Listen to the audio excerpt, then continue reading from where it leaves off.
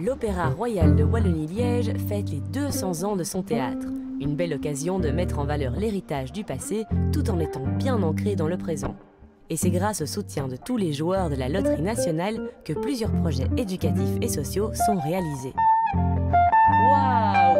Bonjour Valérie! Bonjour, bienvenue Laetitia. Oh, c'est magnifique, hein, vraiment majestueux. Écoute, on est vraiment ravis de t'accueillir ici à l'Opéra Royal de Wallonie. Eh bien, j'ai hâte d'aller voir tout ça. Super, allons-y. Je te propose de rentrer par l'entrée centrale.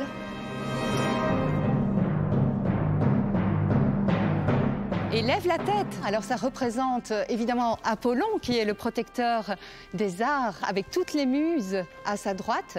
Il a l'air quand même relativement ancien. Il a quel âge? On fête notre bicentenaire, 200 ans de ce théâtre. C'est beaucoup d'aventures, évidemment architecturales, mais surtout vocales, musicales et aussi humaines. On a deux choses en préparation. Pour les retrouvailles avec notre public, c'est le concert d'été. Ici à l'Opéra, on a beaucoup d'objectifs d'ouverture et d'accessibilité, d'aller vers tous les publics. Et c'est quelque chose qu'on peut vraiment valoriser grâce à la Loterie nationale, par exemple, et à ses joueurs. Parce que les retrouvailles avec notre public, c'est un grand concert gratuit.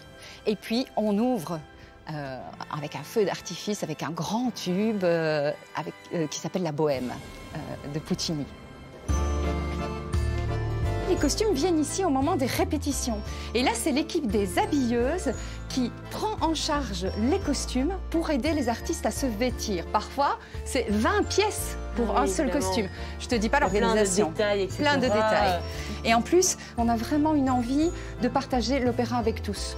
Et pour ça, on met en place beaucoup de projets, comme par exemple une répétition que nous avons organisée qui était audio-commentée pour le public, mais aussi pour les personnes malvoyantes. Nous avons pu louer tout le matériel d'audio-description pour commenter cette répétition et c'était un grand succès. Bonjour maestro. C'est chouette de pouvoir reprendre après cette période.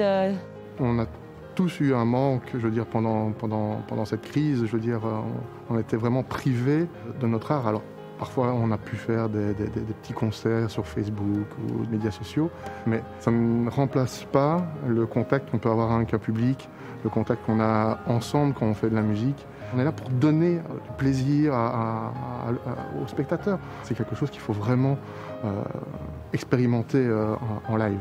C'est vrai que c'est quelque chose qui m'a beaucoup manqué, mais je pense, parler de manière plus générale, nous a beaucoup manqué.